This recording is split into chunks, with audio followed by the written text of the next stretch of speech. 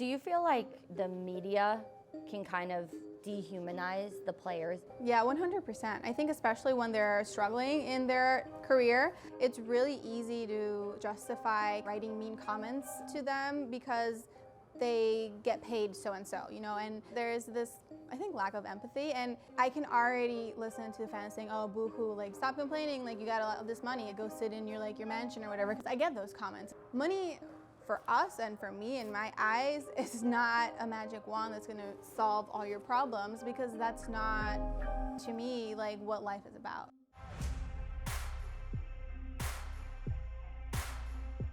I'm Katia, and I grew up in Puerto Rico, in Aguadilla specifically. It's a small beach town. I'm now a mom of 2 little girls. Our lives revolve around traveling to see Dad. He plays baseball. I call this our second home at Citi Field. All the employees here are just so sweet. I see them every day we're here. Kick out the red carpet. There you go. Kalina has such a big personality, and she just says hi to everyone, and everyone loves her. So she feels like she's at home here, and that makes me feel like we're at home. Oh yeah, we were coming in, she was giving fist bumps to all the employees. I was like, oh, she runs this place. She's got this place on lockdown. Sounds about right, yeah. She's 3, so she has known nothing else really, and hasn't really been exposed yet to other ways of life, because I mean, she's young and most of her friends are within this lifestyle. So I'm curious to see how she's gonna develop that sense of, oh, this is my dad's place of work. I mean, that's what I tell her, like, we're going to Dad's work, but I don't think she conceptualizes what work for other people may mean. It's so cute. It's the same colors as Corny. Huh? It's the same colors. Did they match your unicorn? Yeah. She sprinkled her magic on the jacket. Do you know what number he is? 1, 2, yep. 12. Yeah. It's got the 1, it's got the 2. Yeah. The 1 and 2. 1 and 2 is 12, right? Yeah. Mira, what do you want me to do with this? You're just giving it to me because you don't want it? Yeah. Should I wear it? Should I wear it? Should I wear Mr. Met? Mrs. Met. I like Mrs. Met better. I'll wear her on my pocket. So Florida, we have family in Florida. Sorry. Oh, it's okay. Yeah, I got it. Really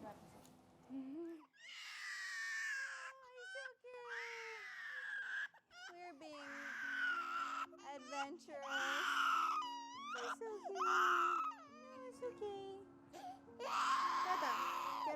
We had a slight little tumble, but it's okay. We're back in action. Yes, the boob is magical for any little ailment, baby ailment, and into the toddlerhood. I try to normalize it. When people see that I post a lot of breastfeeding content on my Instagram, it's intentional. I'm a firm believer that if you can, I know some moms want to and they're unable for whatever reason, but if it's something that's accessible to you and you're able and you have that milk production and the resources to help you breastfeed, 100%.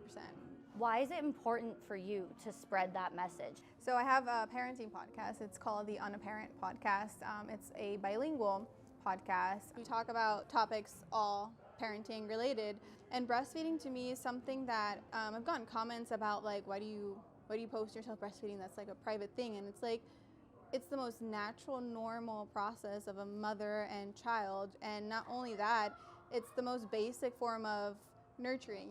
Not to diss anyone who chooses not to. That's totally a personal decision, and I respect that. But there's also, I think, a lack of information, so that the mom who wants to breastfeed doesn't feel empowered to do so, and she believes maybe what mass media tries to tell you, which is that, well, life is better or easier, if you formula feed. So I try to spread the message. You're fairly recently a mom, I would say. Yeah, would you? Thick of it. Yeah, a toddler and a baby. So, yep. What have you learned about yourself since becoming a mother?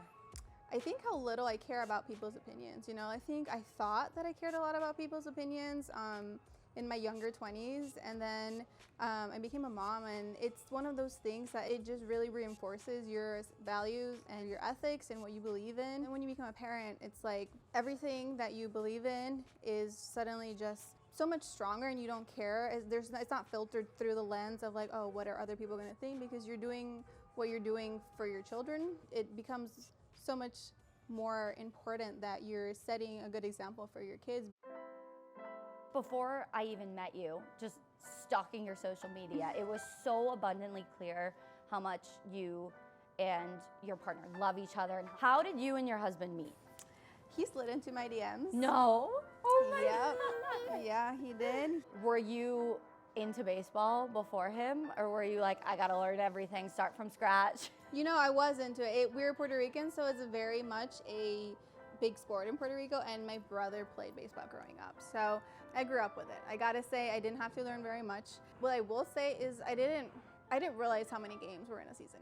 Yeah, I didn't know it was 162 games.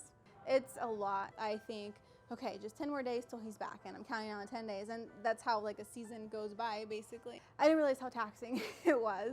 I say all the time, I'm like, I have all the respect in the world for baseball people. They just have a stamina that none of us have. In any of the other sports worlds, I don't know how you do it.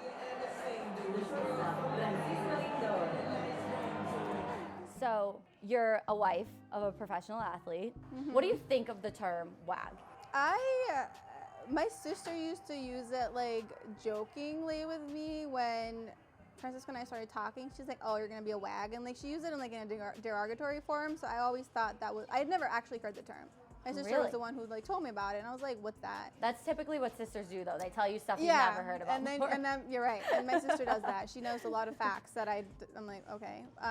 And so when she used it in like a negative way, I was already like, no, what do you mean? And then she told me what it meant. I'm like, oh, well, it's just like a term. I'm a WAG by definition. I guess that's what that is. So I don't think anything negatively of it anymore. I think in the past it was used in a negative way, but I think the girls in this industry, whether they're wives, girlfriends, working in it, have really paved their own way to show how they contribute to this sports world. I mean, it's so evident, everything that you've said, how important you are to your husband and his career and his life, that I almost feel like the girlies are taking the term WAG back and using it in an empowering way now. Yeah, that's true, and that's a good way of putting it. I think especially when we're mothers also, there's so much that goes into that.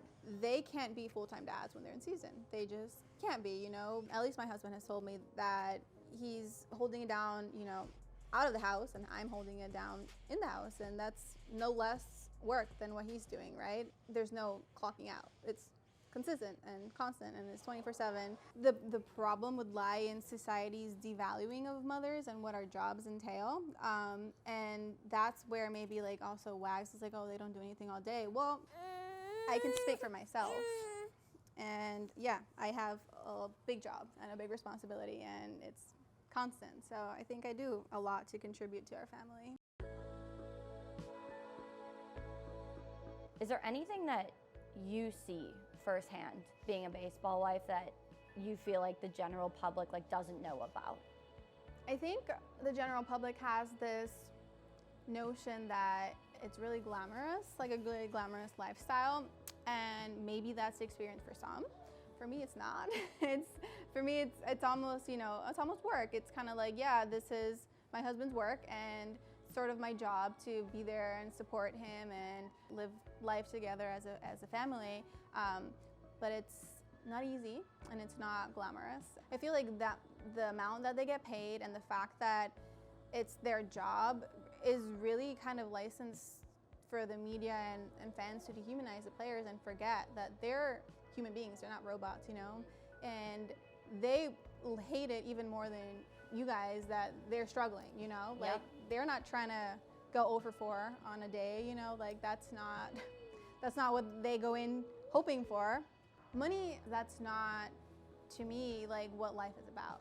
It's about how you positively impact other people and what you do for others, and how you yourself can continue to grow and heal, and how you raise your children and the future generations. And that's why I'm so vocal about social issues and lack of resources for certain communities and the disparities, because yeah, I agree, it's unfair that some people have more than others, right? And at the same time, they can't be punished for being really good at what the sport is. Society values sports and they get paid this much money. The amount they get paid is not a reason for you to be mean to them when they're struggling. And their families, because we get DMs too, and it's like, really? You felt the need to go out of your way to DM me about their job. I guess it comes with the territory. So our first season here, everyone just booed Francisco the whole time. Back to that whole like the human element, you know, that really affects the guys and like their mental health. Like if Francisco describes it like feeling like a zoo animal, where like you're at the zoo and there are the animals and everyone is looking in and it's like, you know, and like jeering at you and just saying, and it's just so harrowing to think about. Your husband, would you say he's on like the back end of his career, or are you like he's going till the break of dawn? Well, centuries from now. He, knock on wood, God willing, he stays healthy. He does have a contract. It was a 10-year contract. We're in our 3rd year of that contract, so we still have a few years here in New York. And I think he's always thought, you know, maybe at 40 I'll retire. Obviously that depends. It just, once he gets there, depends how his body's doing, you know, how he's doing. He might be one of those like Cal Ripken Jr. posters where it's like he's never burning out, you know. The sun's never burning out, neither is he. We'll see. He has that kind of personality where he's gonna keep going and he's gonna keep going and he's gonna keep going. So we'll see. The reason I ask that is eventually there'll come a day when he retires. What do you want for him and for your family post-baseball? He's very active, so it's like even the off season, he's never not doing something. You know, he's cycling, he loves cycling. He's always joked that he's gonna be in the Tour de France when he's done with baseball. That's maybe, what athletes do. It's just like MLB is not good enough. I gotta go do Tour de France. Yeah, well, maybe I'm not opposed to that. If that means we can be in Europe and travel a little bit, I'm not opposed to that. But yeah, you know, just to remain as centered and down to earth and balanced as possible, because this is not a lifestyle that everyone lives. I think knowing that I did what I could to keep us together as a family is really important, because family is important for both, you know, Francisco and me. And, you know, just always counting our blessings and our privileges and never losing sight of the privileges we have and what our responsibility is with those privileges, what we can do for others and give back, you know, as much as we can. And we'll probably find plenty to do when he's retired.